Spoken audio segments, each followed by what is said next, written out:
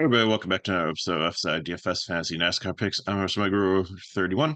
So sorry for the cup video last week with no sound. I don't know what happened. I tried the mic beforehand. Everything seemed to be was going good, but technology sometimes just fails you. So we have Darlington. We have Xfinity Series. Truck race was pretty good last night, and I absolutely would have crushed it. Now, here's a good reason to subscribe to our channel because I did drop a short video last night, which had pretty much um, a lot of the good plays on it. Is just if Dean Thompson doesn't wreck Corey Heim and Rasha Caruth, absolutely smash. But I was able to cash even with the two of them wrecking. So that's why it's a good thing to subscribe to our channel so you know when any videos that we drop come out. So sometimes if it's a quick turnaround, I might not have a chance to do a full length video, but I can get maybe all the information in a 60-second short for you, and I'll post that and try to help you out with that. So Xfinity, this is a tough one. Rained out practice and qualifying. So, a couple of factors here. We have a 12K William Byron starting dead last in a really good car. And the only reason he's starting dead last is because the car hasn't raced enough this year to have enough ownership points to for the magical NASCAR formula. So that's where he starts. So you've got a really good driver in a really good car, shotgun to the field, and is not racing for stage points, so can pit whenever he wants to and go with off strategies. And he's good with tire wear, which is going to be a tire wear track that's going to come into play here too, is tires. And the fresher your tires, faster you're going to go significantly. And it's to the point where he could go out there and be a dominator. So, and with the dominators up front, we don't know what speed they have. We don't know if these cars are going to come out fast, if they're going to be slow. The lesser teams, I worry about the tech on the cars, especially if they wrecked in the previous week. Did they get them? That's why practicing qualifying is important, because if they did wreck the car, sometimes they don't have backup cars. Sometimes they try to repair the car, and sometimes they don't get it all the way repaired. So, is there a part broken? Is there an issue? Is there a radio issue? Is there so like a rub or something? There's so many things that they can hire out. Even though practice is so short, it is very important for those things. So this is going to be a complete wild card here. So it should be fun though.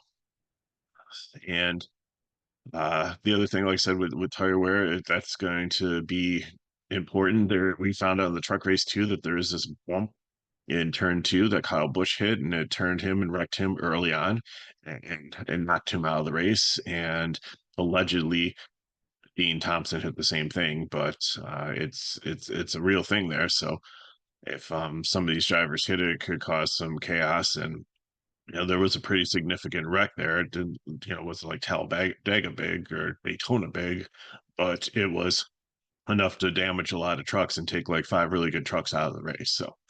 So starting up top, Cole Custer gets the pole just based on season stats and the formula and stuff. And could he go out there and dominate early? Yeah. Clean air is really good here. So I think that's important. So, and the way I'm going to build is I think I'm going to build two ways. I'm going to build one with Cole Custer as my dominator, just because I have this like kind of theory going. Like Ford has not won anything. Ford has been all three series. Ford has 0 wins. They've been bridesmaid a couple of times, but I really think that NASCAR is going to make it happen at some point. I'd probably lean the Cup Series because that's like the biggest stage, but it wouldn't surprise me, if something happens and the Ford's lead, because we thought Majeski, okay, it's sealed in the truck race and then a late caution comes out. There's nothing NASCAR could have done to stop that, but and just the Ford just fell back on the restart, so there's no way they could manufacture a win for a Ford there. So we'll see what happens here, but so I like Custer up here, and I think the Fords make good GPP plays until they actually do win one, because I do think that's something that's going to, not all the Fords, but like the better Fords in the field. I think I'm going to have exposure to in all series until they win. It's just a little theory I'm cooking up here. So Custer, I had no problem with him here, but it's hard playing him with Byron. So I think you're going to have like 0 to 1 Dom builds here, and with the tire wear and with pit strategy and stuff like that, it's possible that the dom points could be spread out through the field. So with all the golden place differential that we have here, I think that you're going to be able to get more points by going place differential over like just going like straight up trying to figure out who's going to dominate this race. And again, like I said, it's going to be hard because we haven't seen practice and qualifying. We do know their trends from previous races and at Darlington and similar tracks and et cetera, et cetera.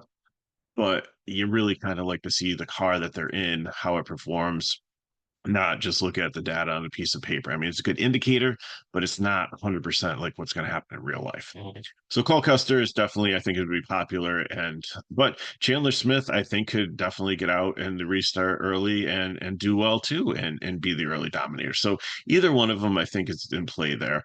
And Custer, I think I like more in cash, and Chandler Smith, I like more in GPP. Sheldon Creed, I think he's a dark horse here in a GPP, could get out and lead early. Is very aggressive. He's what Chastain was like 4 years ago.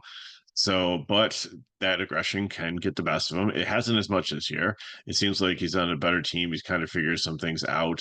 But I just keep on waiting for the other shoe to drop for Creed to be Creed again and just to do something super aggressive and take out a bunch of people and get in a fight after.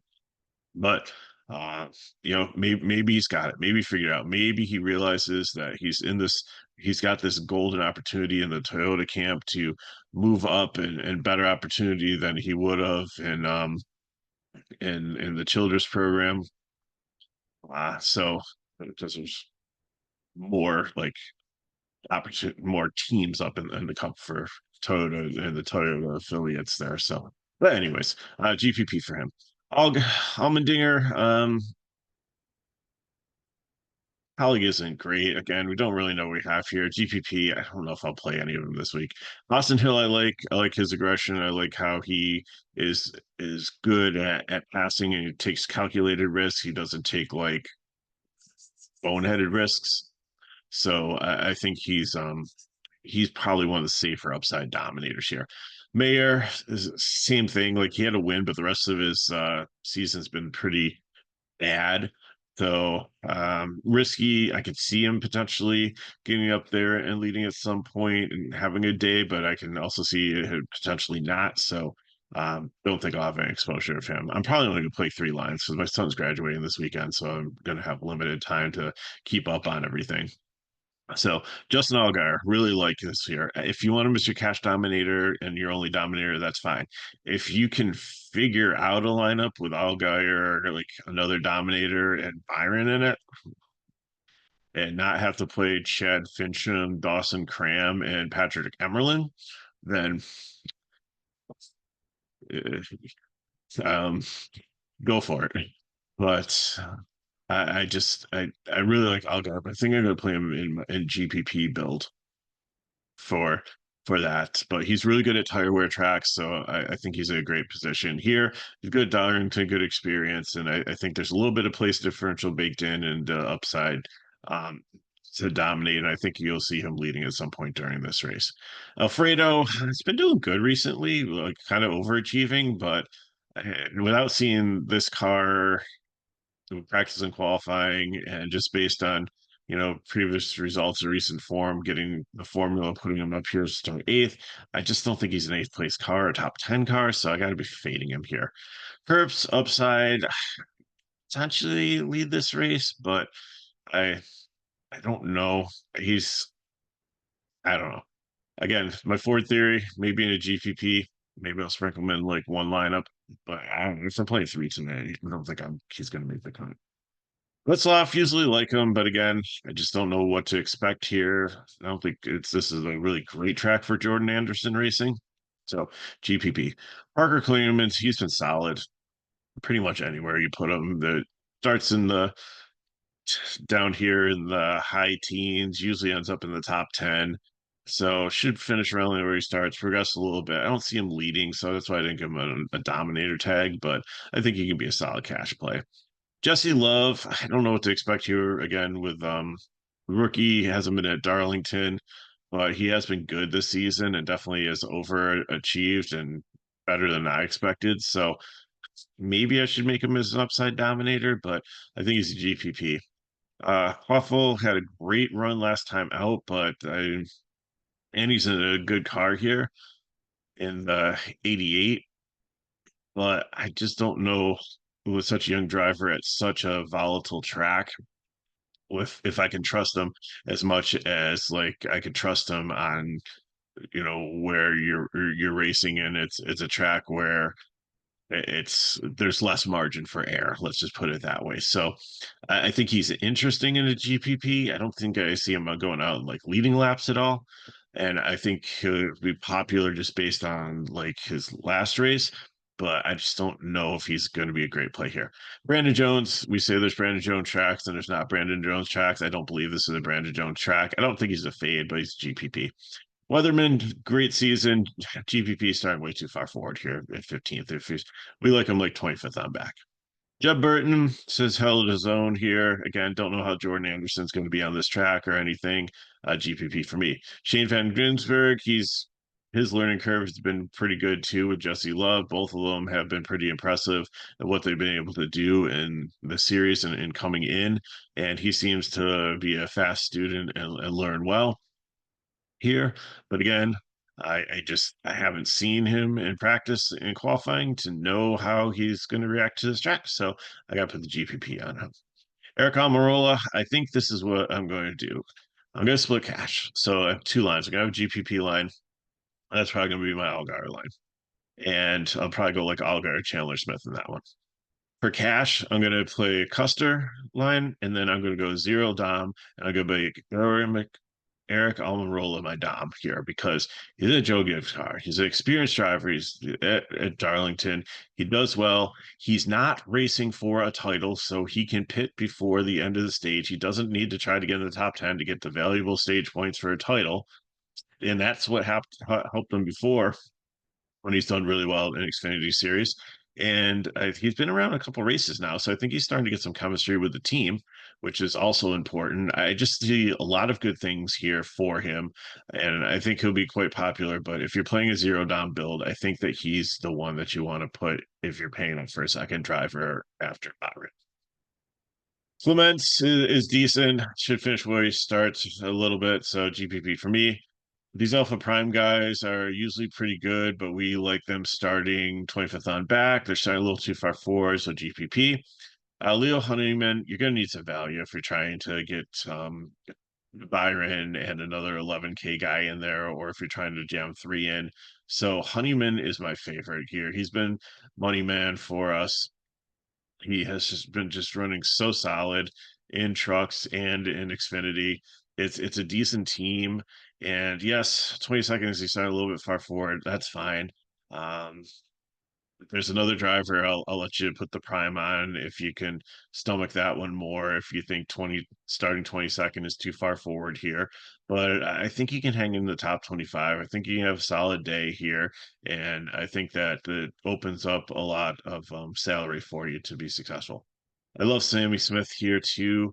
If you can, he's kind of priced in no man's land, and Taylor Gray, both these drivers here at 75 and 7,700. Then I think if you're doing like uh if you're going with like a balanced build, if you could get into this price range, I think they're both outstanding plays here. Uh Yeah, Taylor Gray has shown a lot of promise, and Sammy Smith is not a 23rd place driver. Both of them should be able to get some place differential and do well. Josh Williams has had a solid season too. Again, it's not can probably get into the top 20, so there's some place differential there.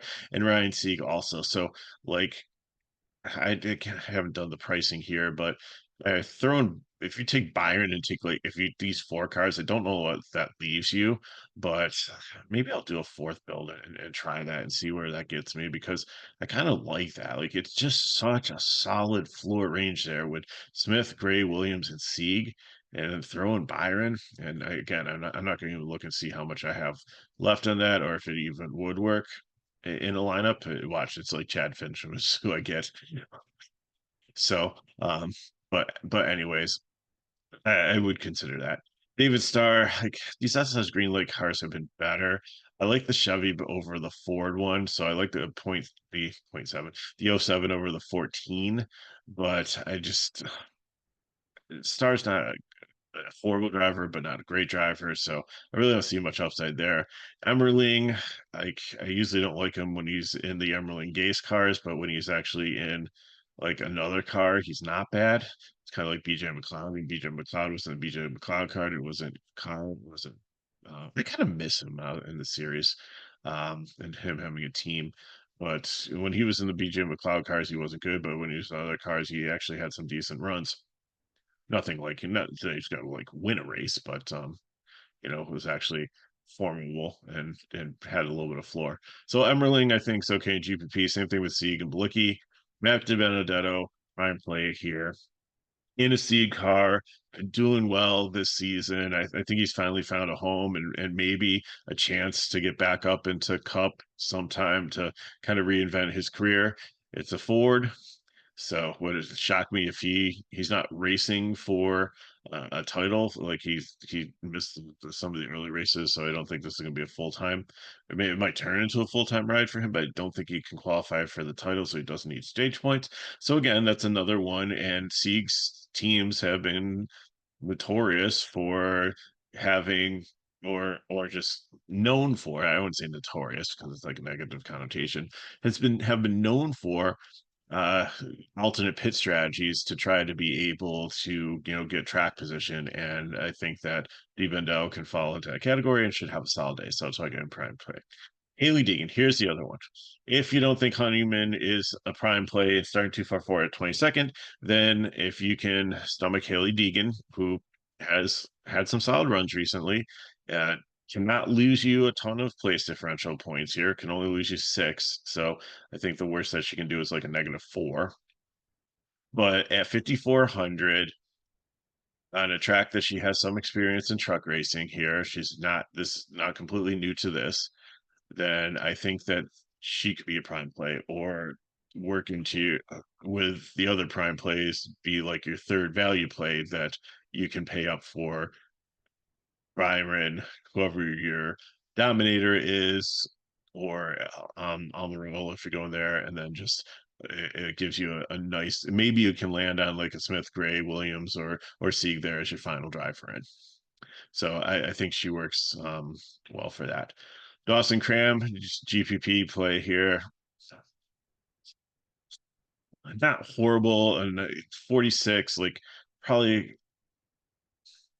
it's second lowest driver. I mean, you could possibly lose a few place differential points there, but I think he's solid enough to be considering a punt play. John Hunter Nemechek, I put him as cash play. I couldn't put him as a prime play just because, like the pricing, if you he puts himself more in no man's land, I think, than like Smith and Taylor Gray here, just because it's so hard to try to get like a dominator up top there, unless you're going with like Allmendinger or Mayer and Nemechek and Byron. It's just so much salary. Playing, you're filling in, I think, with just 5K guys. I don't even think you get into up to Matt Benedetto, who I really like. So I probably will play him at least one line, but I don't think you can have a ton of exposure to him. I do like the place differential, but then again, I have seen him wreck a lot of times, and I could see him back with all these other drivers that aren't as good getting into trouble. I see Byron getting through the field faster than I see Nemechek, just based on their driving style. Like Nemechek's more methodical, Byron's more aggressive, and I just see Nemechek just finding trouble and disappointing. And I paid 97 when I could have got the same results out of somebody that I could have paid like 2,000, 3,000 less on. So at 97, like he's really got to get up into like the top 10. So, but again, he does have the factor that he's not racing for stage points or anything, so that can go pretty far with pit strategy and stuff. He's in the Sam Hunt car, but that's fine. Like they've been solid team, also good pit crew. It's just a subsidiary pretty much of Joe Gibbs Racing. So and he's run for this team quite a few times, so I think that he should be definitely solid. play for you for cash. But again, I just can't put the prime play on him because I just can't lock him into the build that I'm looking at. Garrett Smithley, GPP, again, another punt down here, 52. Uh, I guess it just depends on what you have left. Blaine Perkins, really like him for cash or for GPP. Ryan Sieg Racing should, good drivers, should be able to go up. At least 5 place differential points. Chad Finsom, Emery Gase, like I don't know if this car is going to make it the full race. So this is the one that I really question. And that's why like the JD ones, like kind of like with Cram and Smithley or GPP down here versus Cash with the place differential that they potentially could have, is only because like I just don't know. We didn't see practice and qualifying. Do they have underlying issues they don't know about, and the car is just going to break down and not make it? So those other things. But the seed cars, I feel strongly about. Sam Hunt, I feel stronger about. AMM Racing with Haley Deegan should be is a great program and should be good. So, and then we have Byron at the bottom. So, you're going to ask me how much is too much for William Byron. I think uh if you're doing a 20 max, I would say 75%. I would say go with 15 lines with him because yes, if he like Kyle Busch and he like crashes, but and finishes dead last. But Kyle Busch started like fourth, I think. So look at all the place differential points he lost there. Byron can Byron's floor is 2. So I mean, even if he crashes out, yes, he's paid 12,000 to get 2 points. That's an egregiously low point per dollar, but it's not as bad as if Cole Custer wrecks for $800 less and loses 37 place differential points. So, I mean, that could just completely destroy your lineup. So, Byron has some floor starting this far back. I do not, it wasn't a mechanical issue or anything like that. So, I don't, that's sometimes when you question like did they fix the car that they're starting in the back, did they get it right, are they going to be able to? And I forget who it was recently, somebody started in the back and they just blew right through the field, and you had to play them to make it work to cash. And so I'd say 75% is where you want to be. So especially in 20 maxes, maybe in 150 max, I would probably let's go 2/3. Let's go 100 lineups and 50 without, just in case. I think that will still put you close enough to where the field is to be good with that. So, but I think you got to play them. I think this is a battle of your top 5 drivers versus everybody else's 5 drivers, and I think William Byron's just as I don't want to say he's free square because at 12K he's no with nothing close to being free, but I think that's just a good chalk that you just need to eat and then figure out what other 5 you want. So that's what I got for you. If you have any questions, put them in the chat below. Hit me up at Member31 on Twitter/X.